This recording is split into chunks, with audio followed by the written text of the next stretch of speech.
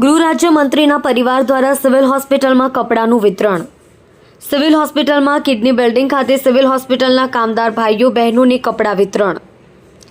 હર્ષ સંઘવીના માતા, પત્ની અને બહેનના હસ્તે સિવિલ હોસ્પિટલમાં કપડાં વિતરણ। 600 જેટલા કામદારોને સાડીઓ તથા કપડાનું વિતરણ કરાયું।